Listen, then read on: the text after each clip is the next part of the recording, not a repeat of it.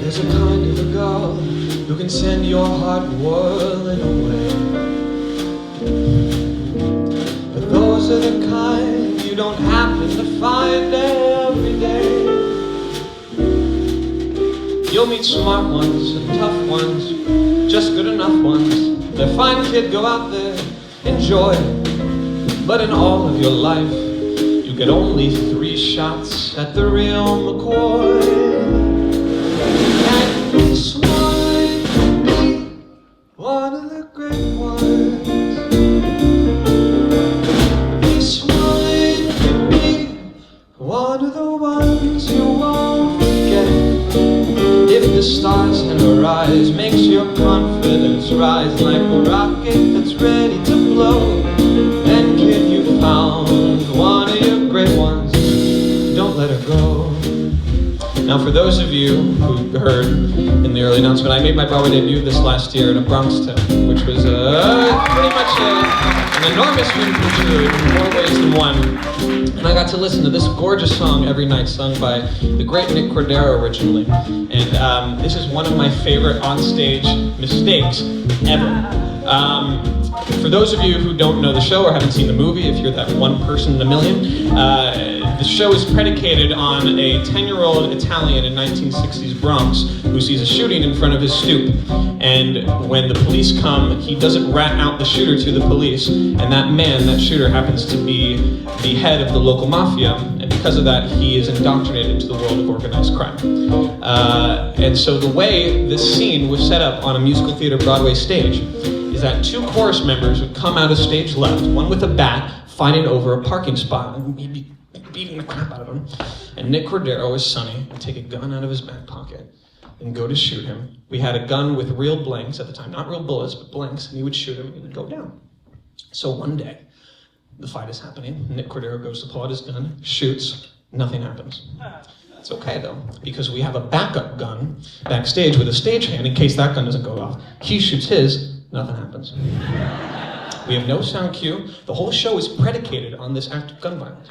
I'm sitting there as a narrator, Calogero, gobsmacked, going, oh, I don't know what he's about to do. And I see Nick Cordero, like a champion, try to shoot twice, it not work, put the gun in his back pocket, goes to the man with the bat, and Vulcan nerve pinches him to death.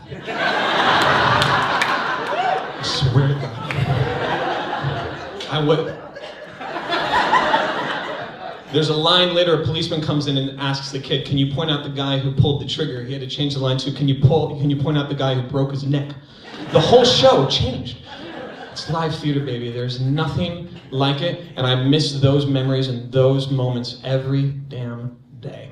And what I loved about that experience more than anything else was playing a character, which is such a luxury, that is a real-life person, is still alive today, was in the room writing it every day, and then later on he eventually came and sang this song on a Broadway stage and was the first person to ever play a character in a play, musical, and movie iteration of the same story.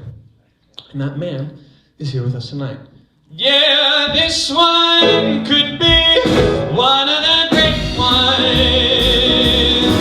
Yeah, this one could be one of the ones you won't forget. If she's smiling at you like she knows you'll come through and makes you believe it somehow, then kid, you found one of your great ones. Go to her now. Go to her now, kid. Go to her now. Ladies and gentlemen, if you will give him a round of applause, Mr. Chazz Palminteri.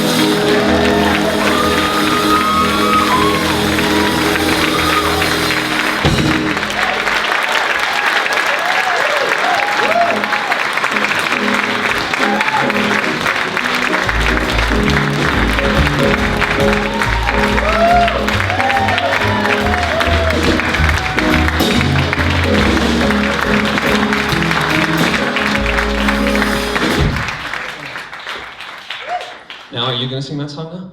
No. Now, the first question I have to ask is, you've been doing this one-man show since '89. Right. And then you had to come in and do a musical that's similar, but different lines and a different sort of thing in 2016, 17. Right. How often did you make mistakes and flub lines and transfer one version to the other?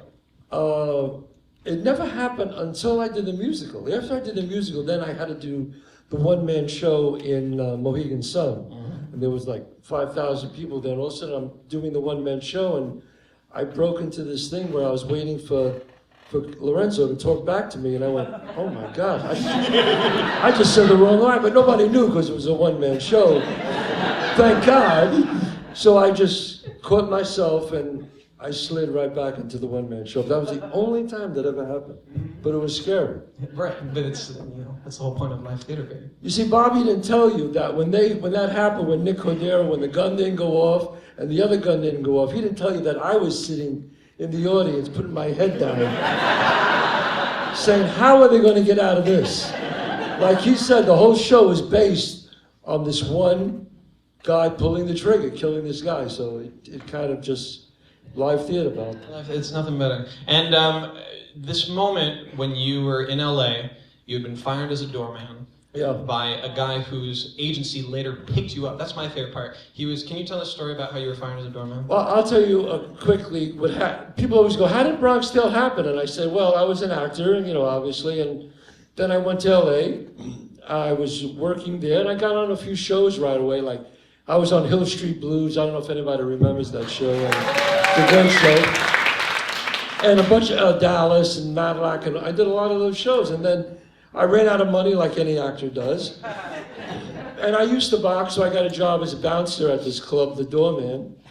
And one night, this guy comes walking over, and he was really nasty to me. And there's the rope in the front, and he grabbed the rope. And that's like a big no-no. You never do that.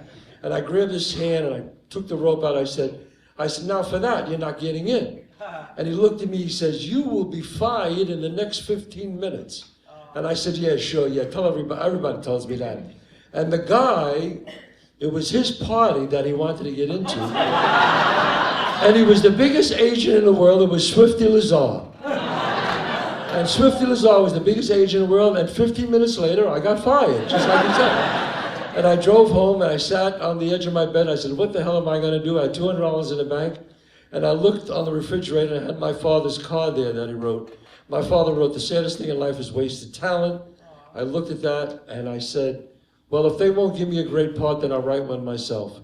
And I said, what am I going to write about? And I remember this killing that I saw when I was 9 years old and the relationship I had with this wise guy.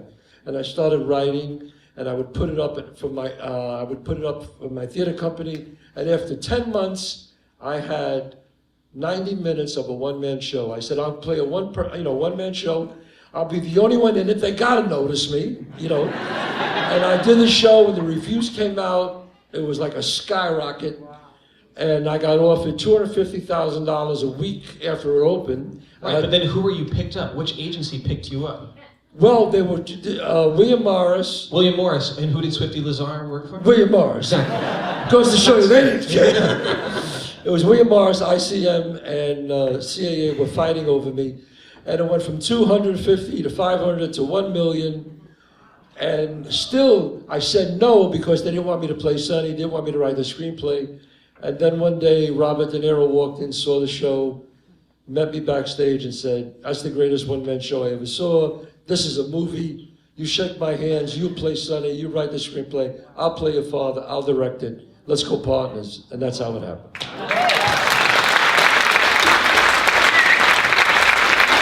30 years, baby. 30 years ago. Now the tour just launched.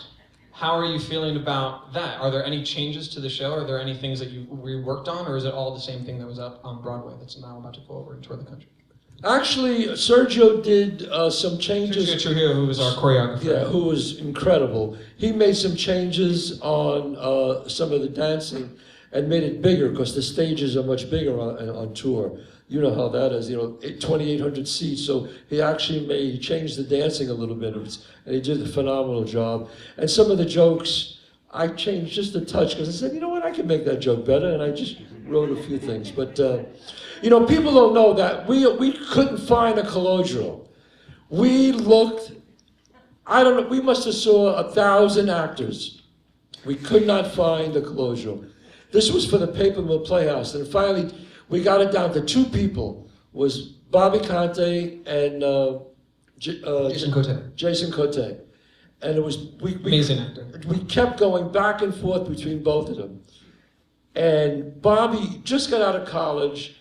He was so talented, but he just wasn't ready yet, and we went with Jason. And we did the show, off Broadway, and then we were going to take it to Broadway, and Bobby Conte comes back and auditions again. And there it was. I don't know what he did that year, but it goes to show you the determination on this young man. Anybody else would have been crushed because he was so close, but he worked really hard for a year, came back, and just blew everybody away, and he got the part on Broadway. So it's a hell of a testament to him. You first saw it with the movie, obviously. It was the first time you had ever seen anyone else play you. But it's still such an odd thing to watch someone else be you.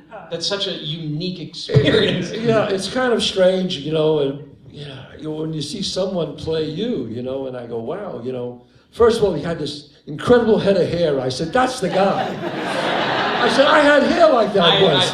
This TV show I'm doing, The Code, I'm about to get it buzz cut in 3 days, so I'm letting it grow out as much as I can. No, but Bobby had that combination of, you had to be an edge, you had to look like you're from an Italian neighborhood, but you had to have that soul of an artist, and that's what I really was. I was in this neighborhood, I wanted to be an actor and a writer, and there was a softness about me that I used to hide, and he had that edge that was so hard to find, and he just did an amazing job, and I think a lot of the success of A Bronx Tale is definitely a tribute to Bobby Conte. Absolutely.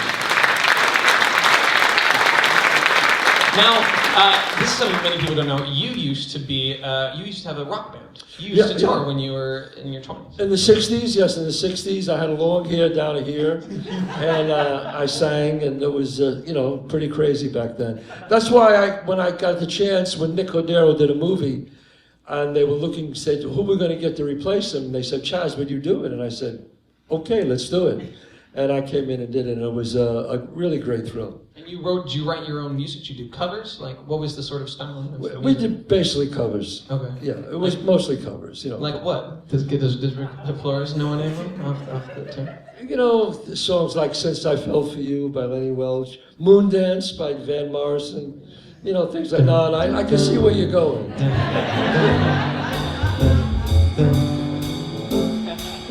Well, it's a moment. Yes! Oh!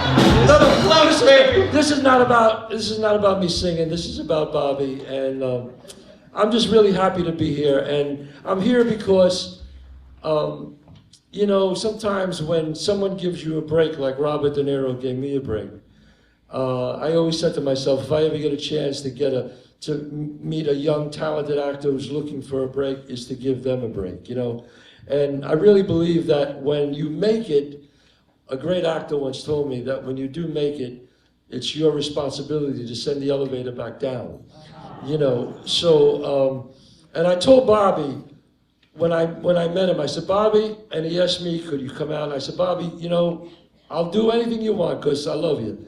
But there's one thing I do want from you, that when you ever become very successful, you have to help somebody. And he said he would. So, and that's how we do it. We pass it down. And he's just an incredible, not only is he a very talented young man, he's got a great soul.